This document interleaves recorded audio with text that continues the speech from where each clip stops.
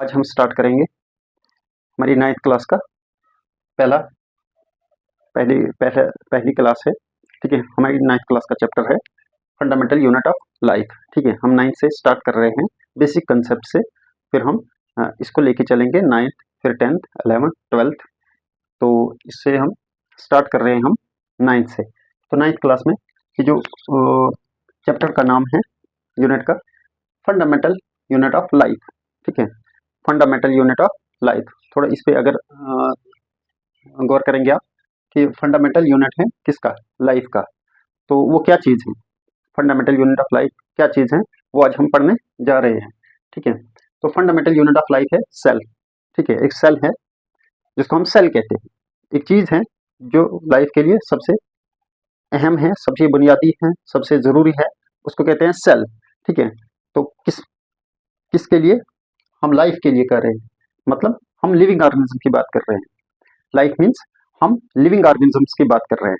अब living organisms, एक living organism बनने के लिए, ठीक है, एक लिविंग ऑर्गेनिज्म को बनाने के लिए सबसे बेसिक जो चीज़ है, सबसे मेन जो ज़रूरी चीज़ है वो सेल होना चाहिए। ठीक है, सेल होगा तो ही वो ऑर्गेनिज्म बन सकता है, वो जिंदा रह सकता है। सेम केस, तो मतलब उसकी लाइफ तभी चल सकती है जब उसके पास सेल हो। ठीक है, तो फंडामेंटल यूनिट ऑफ लाइफ का हो या fundamental unit of living organism, मतलब लिविंग ऑर्गेनिज्म को लाइफ जीने के लिए सेल का होना बहुत ज़रूरी है। अब यहाँ पे इस सेल को देखेंगे हम कि सेल किस चीज़ को कहते हैं, असल में ये सेल क्या चीज़ है। तो याद रखना, सेल हर उस चीज़ को कहेंगे जिसके बाहर से कोई डिबार्केशन हो, जिसके बाहर से कोई बाउंड्री हो। ठीक है, जिस चीज़ को भी बाहर से बाउंड्री ने सराउंड करके रखा है उसको आप सेल कहेंगे। ये मार्कर है हमारे पास, तो ये एक सेल है क्योंकि इसके बाहर से एक बाउंड्री है। ठीक है, अंदर से इसकी स्पेस है। सेम अगर इस रूम की बात करेंगे हम, तो ये एक सेल है क्योंकि इसके बाहर से बाउंड्री है। ठीक है, कहीं भी जाओ आप, जहाँ बाहर से कोई भी चीज़ हो जिसको बाहर से बाउंड्री हो और अंदर उसकी स्पेस हो, उसको सेल कहेंगे। ठीक है, तो यही जर्नल सेल की डेफिनेशन या जर्नल मतलब सेल का। लेकिन इन केस ऑफ बायोलॉजी में ये इतना ही काफ़ी नहीं है। ठीक है, अगर किसी चीज़ के बाहर से सराउंडिंग ये बाउंड्री है तो उसको हम बायोलॉजी में सेल नहीं कहेंगे। ठीक है, क्योंकि हम लिविंग की बात कर रहे हैं। तो लिविंग की बात कर रहे हैं हम देखते हैं लिविंग ऑर्गेनिज्म खाते हैं, बड़े होते हैं। ठीक है, चलते हैं। ठीक है, रिप्रोडक्शन करते हैं, अपने ही जैसे बच्चे पैदा करते हैं। ठीक है, काम करते हैं। तो ये चीज़ जो है, ये इस चीज़ के लिए, इन सब काम के लिए जो बायोलॉजी जो लिविंग ऑर्गेनिजम्स में होते हैं, तो लिविंग ऑर्गेनिज्म का सेल डिफरेंट है। आम अगर किसी को हम सेल कहेंगे, वो डिफरेंट इस स्पेस से है। ठीक है, वही हम पढ़ने जा रहे हैं कि बायोलॉजी में सेल क्या है और cell fundamental unit of life कैसे है या बेसिक यूनिट ऑफ लाइफ कैसे है। ठीक है, इसको किसने देखा था, ठीक है, हमें कैसे पता चला, इसको किसने नाम दिया सेल, ये हम पढ़ने जा रहे हैं। Cell is basic structural functional fundamental unit of life. आप डेफिनेशन बना सकते, cell is basic unit of life, इतना भी काफ़ी है। बेसिक मतलब सबसे बुनियादी चीज़। ठीक है, सबसे बुनियादी चीज़, इंसान को जिंदा रहने के लिए जो अहम चीज़ें ज़रूरी हैं, सबसे पहले हमें ऑक्सीजन चाहिए, सबसे बुनियादी।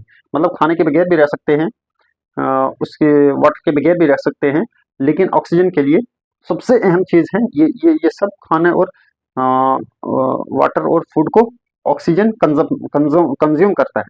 तो सबसे अहम क्या है, पहला बेसिक क्या है, पहला बेसिक है ऑक्सीजन। सेम केस है, सेल बुनियादी है, अहम है। ठीक है, लाइफ के लिए बेसिक है। तो स्ट्रक्चर, फंक्शनल, फंडामेंटल, हमने तीनों वर्ड को यहाँ पे लिखा है ताकि इसको हम समझें। स्ट्रक्चर मीन्स सेल का एक स्पेशल स्ट्रक्चर होना चाहिए। ठीक है, बायोलॉजी में एक सेल का एक खास किस्म का स्ट्रक्चर होना चाहिए। हम देखते हैं, आप देखते हैं डिफरेंट टाइप्स के लिविंग ऑर्गेनिजम्स हैं। ठीक है, उनकी डिफरेंट चीज़ें हैं, ऑर्गन्स हैं। ठीक है, तो वो किस बेस पे, क्योंकि उनके अंदर सेल की एक स्पेशल टाइप होती है। तो स्ट्रक्चरली सेल का एक स्पेसिफिक स्ट्रक्चर होता है और उस स्ट्रक्चर के साथ साथ उसका वो उसी स्ट्रक्चर के रिलेटेड फंक्शन भी होना चाहिए। जो वो स्ट्रक्चर एग्जिस्ट करता है, जो उसका स्ट्रक्चर होता है, सेम वैसा फंक्शन भी होना चाहिए। ठीक है, वो स्ट्रक्चर और फंक्शन और नहीं कर सकता है। जैसा उसका स्ट्रक्चर है, जैसा उसकी शक्ल है, वो शक्ल वैसी है इसलिए उसको, क्योंकि वो वैसा ही फंक्शन भी करेगा, वैसा ही काम भी करेगा। ठीक है, फिर फंडामेंटल। फंडामेंटल मीन्स ये जो दो तीन चीजें आ गई, ये इसको सबसे बुनियादी चीज बना देती है। ठीक है, इसलिए हम कहते हैं इसको फंडामेंटल। इन इन चीजों के अलावा ये क्या, अगर ये चीजें सेल में, ये खासियतें नहीं पाई जाएंगी तो फिर वो सेल नहीं हो सकता, बायोलॉजिकली सेल नहीं हो सकता है। और बायोलॉजिकल सेल नहीं हो सकता, बायोलॉजी मतलब लाइफ इम्पॉसिबल है। तो लिविंग ऑर्गेनिज्म के लिए सेल का होना जरूरी है, और वो सेल की, उस सेल की खूबी, उस सेल की खासियतें ये होनी चाहिए। वो बेसिक है, स्ट्रक्चर, फंक्शनल स्ट्रक्चर होना चाहिए, वो फंक्शन करना चाहिए, इसलिए वो फंडामेंटल बन जाता है लाइफ के लिए। ठीक है, सबसे पहले हम देखेंगे इस सेल को किसने देखा, इस सेल को नाम किसने दिया। तो रॉबर्ट हुक थे। ठीक है, रॉबर्ट हुक एक साइंटिस्ट थे जो कब आए, 1665 में आए। ठीक है, उन्होंने उस टाइम का अपना एक माइक्रोस्कोप देखा, बनाया। ठीक है, तो उनने उससे देखा एक कॉर्क, दरख्त का छिलका जो है उसमें कुछ कमरे जैसे। ठीक है, तो उनने देखा कि ये छिलका तो इन कमरों से बना हुआ है। ठीक है, ये कमरे कमरे कमरे कमरे कमरे हैं, इनसे ये छिलका बना हुआ है। तो उन्होंने नाम दे दिया, उस एक कमरे को कहेंगे सेल, और सभी को कहेंगे सेल्स। ठीक है, तो इन्होंने टर्म भी दी थी, आप याद रख सकते हैं। ये सेल को नाम किसने दिया था, ये सेल टर्म किसने दी थी, ये रॉबर्ट हुक ने दी थी। और पहली बार इन्होंने सेल भी डिस्कवर किया था। ठीक है, लेकिन ये था डेड सेल। ठीक है, ये था डेड सेल, दरख्त के छिलके का। तो लेकिन कब दिया था पहली बार, नाम दिया और डिस्कवर भी किया किसने, रॉबर्ट हुक ने। देखा तो सही ना कि ये जो प्लांट है, लिविंग ऑर्गेनिज्म है, ये इस चीज से बना हुआ है। बाद में एक और साइंटिस्ट आए, लिविन हॉक। ठीक है, उन्होंने क्या किया, उन्होंने जिंदा सेल को देखा। ठीक है, जिसके अंदर कुछ काम हो रहा था। तो वो कहाँ देखा उन्होंने, अब याद रखना, इन्होंने डिस्कवर किया। ठीक है, रॉबर्ट हुक ने डिस्कवर किया 1665 में, लेकिन लीव एंड हॉक, याद रखना, इन्होंने लिविंग सेल को देखा, वो सेल जो जिंदा था। कब, 1674 में। ठीक है, तकरीबन 9 साल के बाद। ठीक है, उन्होंने देखा एक पौंड में जो आप ग्रीन कलर की एल्गी देखते हैं, उसमें से एक खास किस्म की एल्गी जिसको कहते हैं स्पाइरोगाइरा। उन्होंने उसमें देखा कि वो भी सेल की बनी हुई। ठीक है, वो चीज भी सेल से बनी हुई है, और उन्होंने उसके सेल को देखा, किन्होंने, लिविन हुक ने, और वो जिंदा था। तभी लिविंग सेल को लिविन हुक ने डिस्कवर किया, सेल को डिस्कवर और सेल को नाम दिया था रॉबर्ट हुक ने। ये चीजें आपने याद रखनी है। फिर आ गए रॉबर्ट ब्राउन। ठीक है, 1831 में। ठीक है, कोई 60-70 साल के बाद। ठीक है, 64 से या 16 से कोई 150 साल के बाद एटलीस्ट। तो उन्होंने क्या किया, उन्होंने एक चीज देखी। ठीक है, उन्होंने देखी न्यूक्लियस। ठीक है, याद रखना, रॉबर्ट ब्राउन ने न्यूक्लियस को डिस्कवर किया, मतलब नाम भी दिया न्यूक्लियस। ठीक है, अब इन्होंने क्या किया, उसके बाद आ गए पुरकिंजी एक और साइंटिस्ट आ गए। ठीक है, इन्होंने टर्म दे दी प्रोटोप्लाज्म। इन्होंने एक खास नाम दे दिया कि सेल के अंदर एक चीज है, सेल के अंदर की मटेरियल को उन्होंने प्रोटोप्लाज्म कह दिया, मतलब उन्होंने टर्म दी प्रोटोप्लाज्म। अभी हम देखेंगे वो प्रोटोप्लाज्म क्या है। ठीक है, फिर आगे कुछ और साइंटिस्ट आगे चलते चलते 1838, 39, 55 में शील्डिन, श्वान और विरखू। ठीक है, ये 3 साइंटिस्ट मिलके इन्होंने सेल के बारे में कुछ नई बातें कही। ठीक है, इन्होंने क्या कहा, उन्होंने सेल की एक थ्योरी दे दी, और उन्होंने नाम दिया, इसको कहते हैं सेल थ्योरी। ये है सेल थ्योरी। सेल थ्योरी में उन्होंने कुछ चीजें बताई। ठीक है, उन्होंने क्या कहा कि cell is basic unit of life, कि जो लाइफ जो डिपेंड करती है, लिविंग ऑर्गेनिज्म जो बनता है, तो उसके बनने के लिए सबसे पहले सेल का होना जरूरी है। ठीक है, बुनियादी चीज सेल है, किसके लिए, लाइफ के लिए। उन्होंने कहा all organism are compose of cells. उन्होंने कहा जितने भी लिविंग ऑर्गेनिजम्स हैं, प्लांट हो, एनिमल हो, ह्यूमन हो, माइक्रो ऑर्गेनिज्म हो, वो किससे बने हैं, सेल से बने हैं। ठीक है, तीसरी चीज उन्होंने कहा new cell form by pre existing cell. ठीक है, जो नए सेल बनते हैं वो किससे बनते हैं, बोलते पुराने सेलों से नए सेल बनते हैं। ठीक है, तो ये थी सेल के बारे में जानकारी। अब हम देखेंगे, ये एक सेल है, ये एक सेल है, देखना। अब हमने कहा सेल के बाहर से एक बाउंड्री होना जरूरी है, तभी हम किसी उसको सेल कहेंगे। तो ये है बाहर की बाउंड्री, तो सेल की बाउंड्री है, इसको कह दिया हमने सेल मेम्ब्रेन, क्योंकि सेल की बाउंड्री है, इसको क्या नाम दिया, सेल मेम्ब्रेन, या इसी को प्लाज्मा मेम्ब्रेन भी कहते हैं। ठीक है, सेल मेम्ब्रेन कहो या प्लाज्मा मेम्ब्रेन कहो, जो क्या है, जो सेल की एक बाउंड्री है। ठीक है, मान लिया। फिर इन्होंने देखा, रॉबर्ट ब्राउन ने न्यूक्लियस को देखा।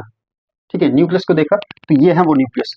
ठीक है, इन्होंने कहा कि ये बायोलॉजिकल वे में, बायोलॉजी में सेल उसको तब तक नहीं कहेंगे जब तक ना उसके अंदर न्यूक्लियस होगा, क्योंकि न्यूक्लियस ही तो वो कहाँ वो क्या है, वो सेंटर है।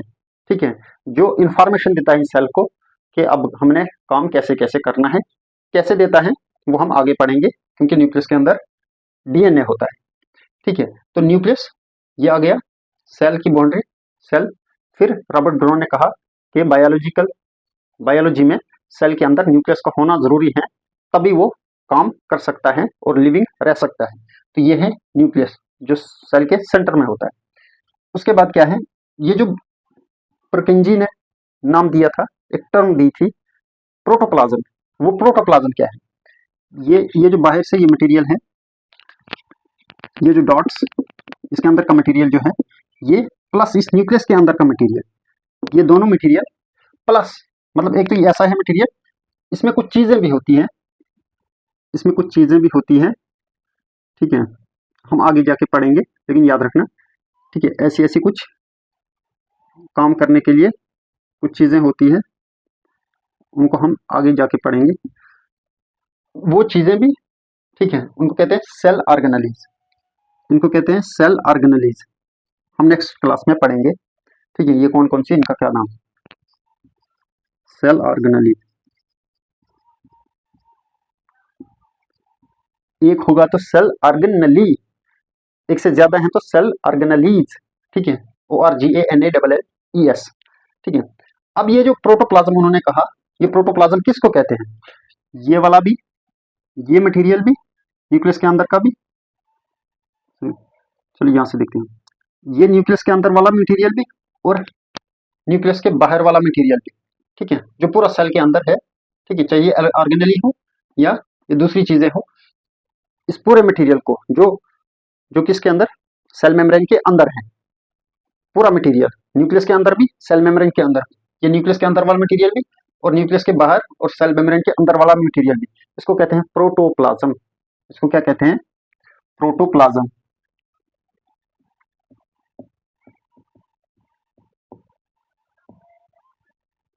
ये किसने दिए थे टर्म, ये नाम किसने दिया था प्रोटोप्लाज्म, सबसे पहले पुरकिंजी ने दिया था। किसने, पुरकिंजी ने, याद रखना आपने। अब इस प्रोटोप्लाज्म की एक खूबी होती है, ये बात याद रखनी है आपने, सबसे मेन जो काम चल रहा है, वरना काम नहीं चलना था। प्रोटोप्लाज्म की एक खूबी होती है कि ये खुद को डुप्लीकेट करता है, ये खुद को डबल कर सकता है, डिवाइड कर सकता है। ठीक है, प्रोटोप्लाज्म की ये खूबी है कि जब ये अपने मटेरियल को दुगना कर देता है, ठीक है, खुद से अपने मटेरियल को दुगना कर देता है, फिर डिवाइड कर देता है, दुगना और डिवाइड कर देता है। इससे क्या होता है, एक सेल से दो सेल बनते हैं, जैसे हमने ये देखा, new cell formed by pre existing cell. ठीक है, यहाँ पे देखो, ये है एक सेल है। ठीक है, ये एक सेल है, ये बाहर से इसकी सेल मेम्ब्रेन। ठीक है, अंदर इसका न्यूक्लियस। ठीक है, ये आ गई इसका प्रोटोप्लाज्म। ठीक है, ये आ गई इसका प्रोटोप्लाज्म, ये सब मटेरियल, हाँ ये बायोलॉजिकली सेल है। ठीक है, अब ये क्या करेगा, ये प्रोटोप्लाज्म की क्या खूबी है कि ये अपने मटेरियल को डबल करता है, डुप्लीकेट करता है और फिर डिवाइड करता है। अब ये डबल हो गया तो सपोज ये भी न्यूक्लियस भी डबल हो गया साइज में, फिर टूट गया। ठीक है, फिर टूट गया तो डिवाइड हो गया। ठीक है, पहले साइज में दुगना हो गया, फिर टूट के अलग हो गया, तो उसको कहते हैं हम, उससे क्या हुआ, उससे हुआ कि ये एक सेल के दो सेल बन गए। ठीक है, इस एक सेल के दो सेल बन गए। इसी तरीके से सिमिलरली ये भी डबल हुआ इसका प्रोटोप्लाज्म, और इस सेल ने भी अपने जैसे 2 सेल बना दिए, ठीक है। सेम केस, इस सेल का भी मटेरियल डबल हुआ तो इसने अपने जैसे 2 सेल बना दिए, ठीक है। इसी तरीके से इसने भी अपने जैसे 2 सेल बना दिए, ठीक है। सेम इसी तरीके से सेल डिवीजन, इसको कहते हैं सेल डिवीजन। चलो वो आगे हम डिटेल में पढ़ेंगे, लेकिन अभी आपको मॉडल जैसा याद रहना चाहिए ताकि सेल से कैसे काम हो रहा है, ठीक है। तो इससे क्या होगा, ये एक सेल से जब बहुत सारे सेल बन गए तो बड़ा एक ऑर्गेनिज्म बन गया, ठीक है। एक बड़ा ऑर्गेनिज्म बन गया। ऑर्गेनिज्म हमेशा एक लिविंग थिंग को कहेंगे, याद रखना। ऑर्गेनिज्म हमेशा एक लिविंग थिंग को कहेंगे, चाहे वो प्लांट हो, एनिमल हो, ह्यूमन हो, कोई भी हो। ये कैसे होता है, सेम ऐसे होता है। अगर हमारे पास कोई ईंट है, ठीक है, हम ब्रिक, एक ईंट है ना, हमें बिल्डिंग बनानी होगी, किससे बनाते हैं, ईंटें जमा करके। अब वो एक ईंट जो है वो क्या है, वो फंडामेंटल यूनिट है। अगर ईंट नहीं होगी तो आप मकान नहीं बना सकते, ठीक है।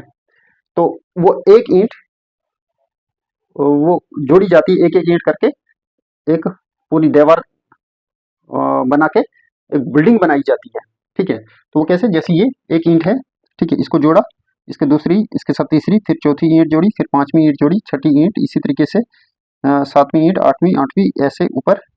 तो जितनी ईंटें लगी उतनी दीवार बड़ी हो गई,